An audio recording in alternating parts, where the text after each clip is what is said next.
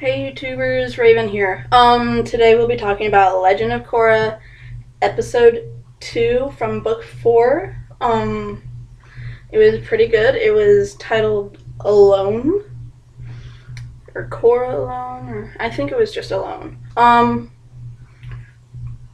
It was a really good episode. It was Korra-centric, which was awesome. We missed that in the first episode.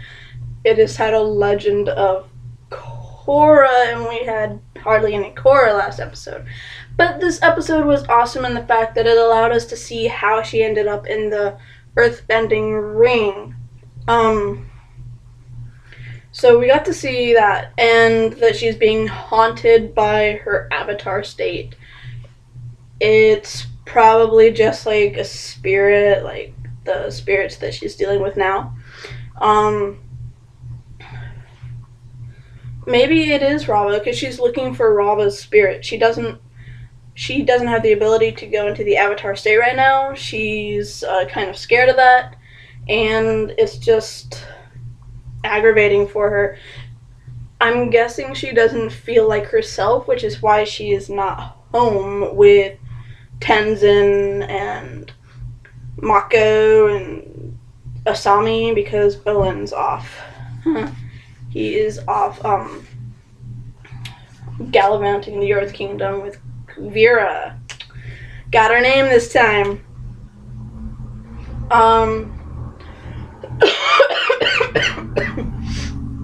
Sorry, I'm almost done with my cold. I just really basically have a cough left.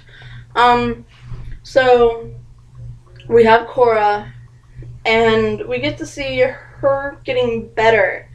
We get to see her healing, and it took her 2 years to heal, apparently. So then she asks to go to to go back to Republic City. She asks her parents. She says she needs to go back, and yeah, then she doesn't because she's scared away by the avatar state that she sees, which is kind of sad. She's running from herself while looking for a part of herself that she lost. Really, I think that if she just accepted that part of her, it would be okay. I think the reason why the Avatar State Korra, the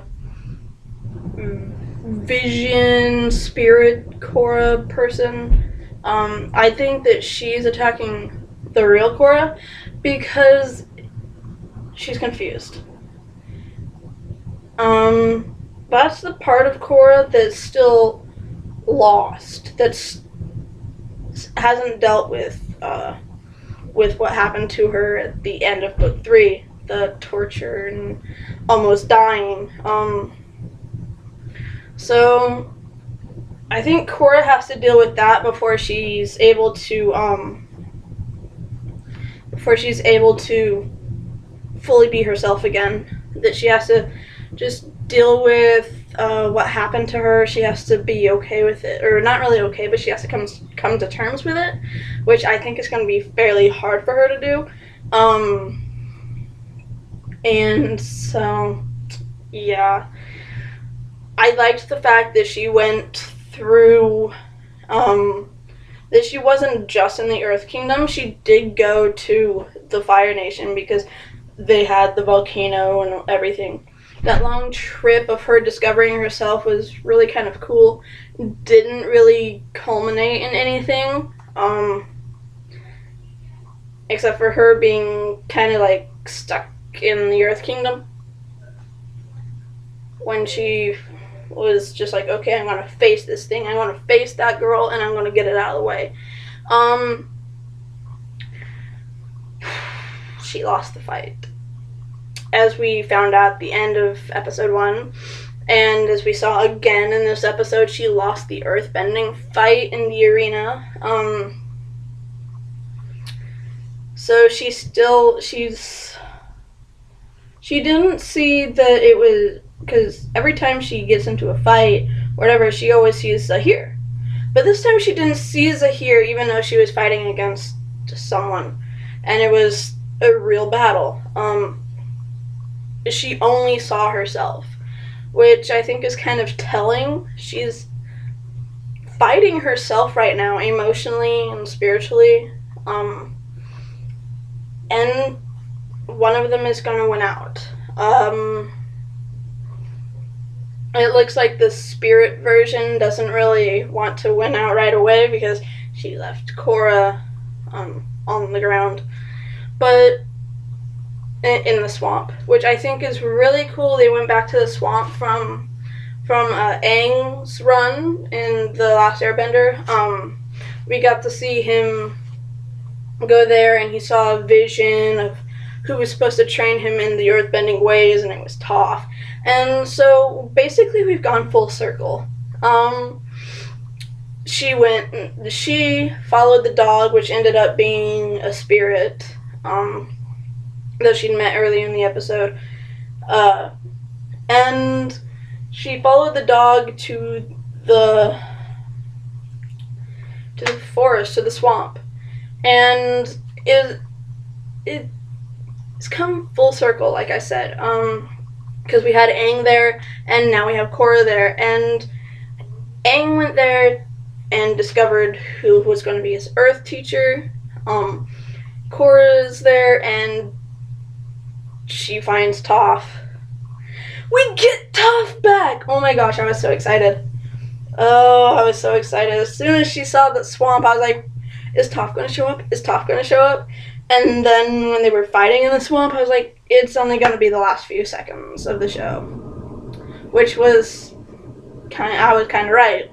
Which is sad. I was kind of sad about that. It's kind of really sad, but I was happy that we got to hear her say Twinkle Toes.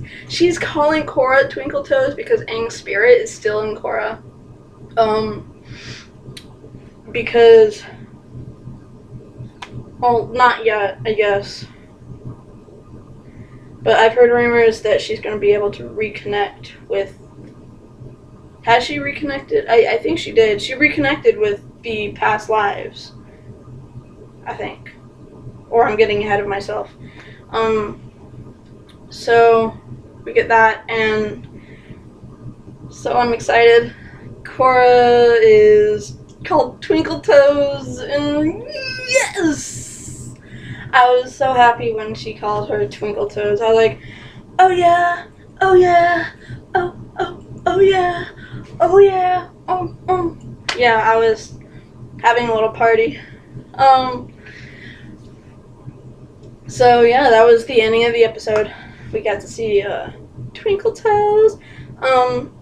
So it looks like Toph is going to help her with the next step of realizing and coming to terms with things, realizing who she is and everything like that. So this has been a review of Korra, but for episode 2. And I am Raven. Catch you guys next week, Friday.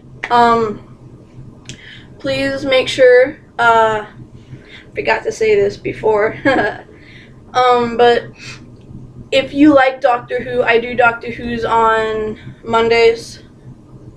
I'm gonna try and start doing the reviews for him on Sundays, because waiting a whole day, it's kind of lame. I do Once Upon a Time with my friend. We do those, and we do Supernatural. Once Upon a Times always air on Monday, and the Supernatural ones always air on Wednesdays. So if you like any of those shows, please check those out. And as always, I will see you next Friday. Raven out.